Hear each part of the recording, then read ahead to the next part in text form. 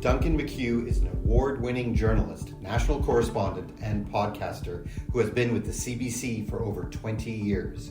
His most recent work is called Kuper Island, an 8-part podcast on a notorious residential school just a stone's throw from the capital region. The series focuses on 4 students, 3 who survived, 1 who did not. Duncan is Anishinaabe and a member of the Chippewa of Georgina Island First Nation in southern Ontario.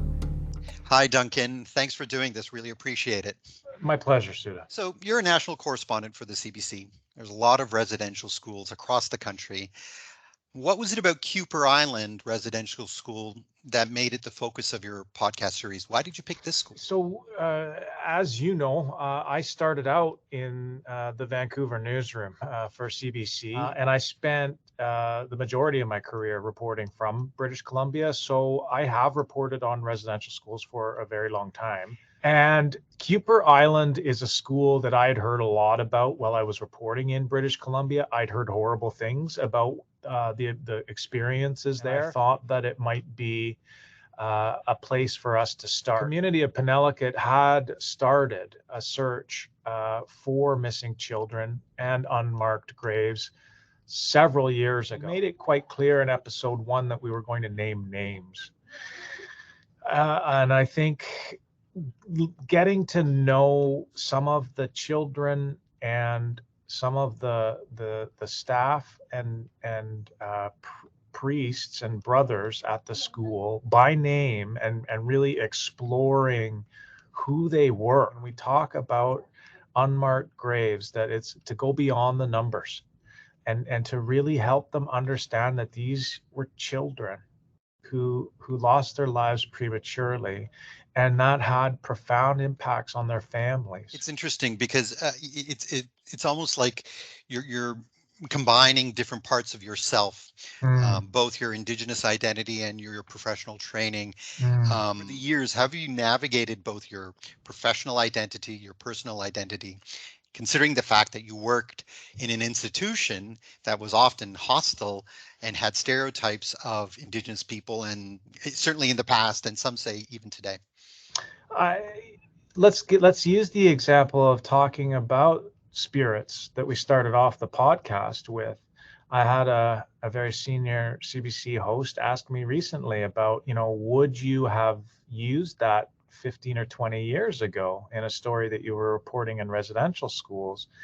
And the answer is probably no. I don't know if I would have got it past my senior producers. They might have asked a lot more questions. My grandmother believed in and shared stories of spirits, and that has always been part of who I am as Anishinaabe. As I've grown in seniority as a journalist, Suda, I now have more freedom to try to incorporate that expression of my identity. I also have gotten to the point that I can confidently, with trust, take that story and say I'm going to do justice to it in a way that I hope will add understanding and not hurt the community. The media, the mainstream media in Canada, has had a whiteness problem for an awful long time and still does. And being a minority voice, not just Indigenous, but whether you're Black or whether you're a visible minority, that is a challenging and difficult place to be. It was always my approach to try to build bridges with my colleagues, to understand that their lack of understanding and sometimes ignorance came from a place that was deliberate on the part of the Canadian state. They didn't, Indigenous people were erased from the history books for a reason, because Indigenous people, the state wanted to erase Indigenous people from the land. And so I understand that not all Canadians understand or know a lot about Indigenous history and our peoples. I don't take that personally. I try to work with people to the best of my ability and patience. And so, it's not good enough September 30th on the National Day of Truth and Reconciliation to look back at the black and white archival photos and say we're sorry for the things that happened in the past. And it's a great first step to wear an orange t-shirt or to listen to a podcast like Kuper Island.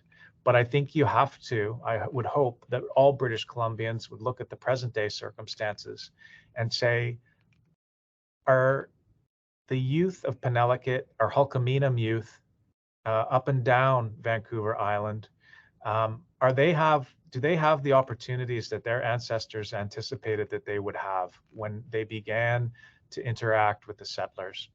I think that at that time, for the most part, the Hulkaminam people imagined that settlers and their people would be able to coexist on Vancouver Island and in the lower mainland in a way that would be beneficial to everybody. Yeah. And somehow, somewhere, that scale got tipped. The balance of power shifted. And I think that British Columbians need to recognize that today, that in their very own backyard, there are inequities and often gross inequities when it comes to health or education. That many of these things can be traced back to residential schools, which were a policy of assimilation. And it's important to understand the truth about the past, but it's even more important to recognize about what we're doing now about the present. Yeah. Some of our audience who'll be listening to this interview certainly work in the public sector or work for public organizations or the government's municipal, federal, provincial, what have you.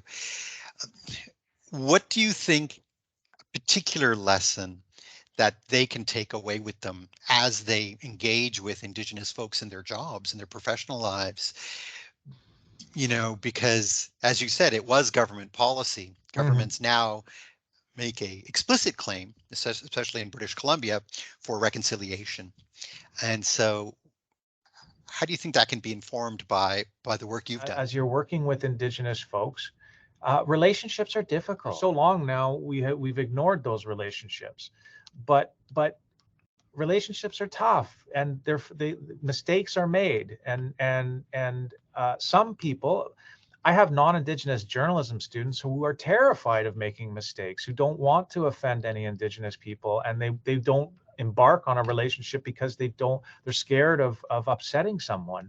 I don't think that's the right approach either. I think mistakes will be made, but any good relationship is about communication. And that's what I would say to folks who are working in the public sector is you're going to have moments where people will get upset about the past, where they need to vent, whether it's about trauma or the way that they've been abused by people in power.